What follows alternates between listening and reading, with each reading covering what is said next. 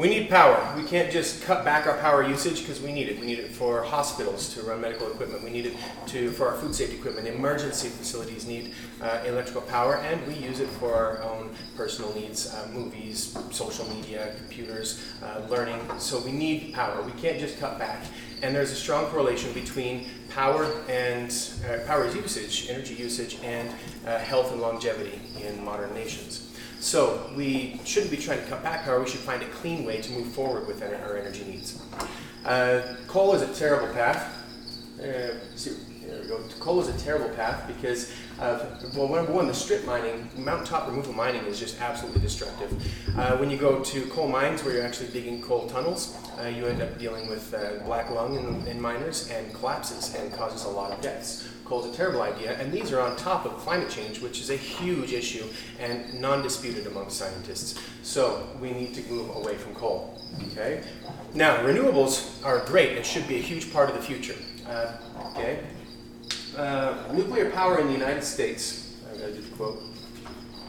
Nuclear power in the United States, which currently supplies about 20% of our total electricity needs and more than half of our low-carbon electricity supply, and that comes from environmentalists warned of nuclear amid climate change threat, Alan Newhouser, U.S. News and Civic Report, November 15, 2018. The renewables are fantastic, but they have limitations. Hydro destroys habitats that made the Yangtze River Dolphin go extinct. Geothermal needs very specific environments. There aren't many spots that are good for that.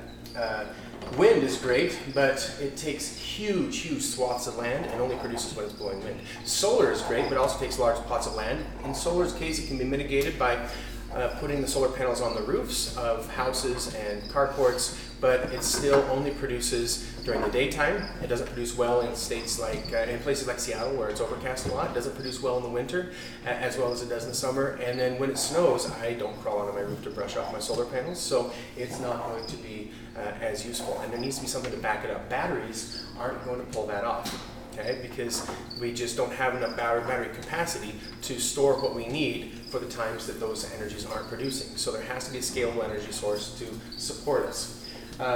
Coal mining, again, is absolutely destructive. Nuclear helps us in multiple ways. Number one, it's carbon neutral, it doesn't produce any carbon. Number two, the modern nuclear reactors actually burn radioactive waste. We're still running on nuclear reactors from the 70s. The modern stuff actually burns waste until it's neutral. So it actually eliminates nuclear waste. We don't have to store it, we burn it. Okay? It is safer. Modern nuclear power plants can't melt down. They're passive. They don't have they have ways to disperse fuel, even if there's no water to be pumped in. They don't have enough fuel in the reactor to cause critical meltdown anymore. So that's a huge deal. It gets rid of carbon emissions, gets rid of radioactive waste, gets rid of that mining, because we already have, because of the waste, our older style nuclear power plants that are running now only burn 10% of the nuclear power we had. 90% is sitting in storage, and that's enough because we can now burn that to run us for 200 years without having to mine or look for a new nuclear source, and it reduces that problem right there. That's fantastic. Okay? All right. So, let's see here. Dr. Ken Caldeira, Kerry Emanuel, James Hansen, Tom Nibley, the world's 4 leading climate scientists, even wrote an open letter saying there's no credible path to climate stabilization that does not include a substantial role for nuclear power. And that comes from the Top Climate Scientists letter to policy influencers on CNN, November 3rd, 2013. Okay? All right. Page here. All right. Now people are afraid of nuclear. That's the big problem. Okay. Nuclear obviously has huge benefits, but people fear nuclear. In fact, in one study, the participants perceived a moderate level of climate change concern, but a moderately high level of nuclear power risk.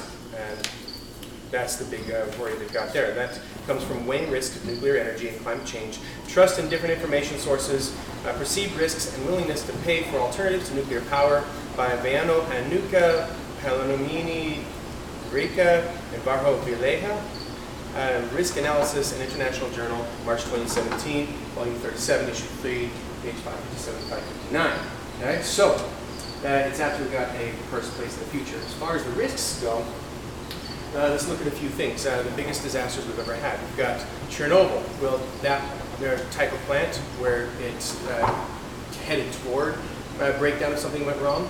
That was only made, there were only a couple of those made over in Russia. We've never seen that kind over here. So, and they still had to disable safeties to make that work, to make that actually melt down. 3 Mile Island. Some people made a huge mistake that were working there. They didn't want to get in trouble, so they tried to cover their mistake. And in doing that, they cut wires, and they even taped open a dead man switch so that they could bypass that. In spite of their efforts to totally screw everything up, it still only caused a reactor to be shut down. No lives were lost, and the rest of the plant ran until this year. They finally shut it down this year. It ran just fine. Okay, so nothing really. I mean, things went wrong for the plant, but nothing went wrong for humanity. Fukushima, really famous. That one is actually a demonstration of how safe nuclear is. A 9.2 earthquake. In fact, let me see here. I talked to a scientist about that. The only reactors with a problem were 1970s reactors ready to be mothballed after a 9.2 earthquake and a 40-foot tsunami. They actually could have prevented the meltdown still, but the helicopters that would have come in to help supply the water, they were being used to save more lives elsewhere because they were saving tsunami lives, so they decided to deal with the meltdown instead. And in spite of all that, the thousands of people that died in the tsunami and the earthquake, the power plant only killed one person. One person. And that was an old style reactor. All the rest of the reactors, in spite of all that, survived and did just fine. So, and those are older style reactors. Newer styles are way better. So, in the end, we need to, energy needs need to move forward, reducing the need for carbon in the atmosphere, reducing the need for ionizing radiation in the atmosphere, reducing the need for mining, and has a better safety record than even wind. More people die from wind than from nuclear every year. And my final quote, given the Republican Party's traditional support for the nuclear industry and the current political climate, expanding America's nuclear generating capacity may present a compromise between those hoping to fight climate change and those who deny climate change's existence. That comes from the Economic Incentives, or How I Learned to Stop Worrying and Accept Nuclear Power. Nicholas Mertz, JD Boston University, School of Law, 2018. He has a BS in Engineering, Nuclear Engineering, University of California, Berkeley. Thank you very much.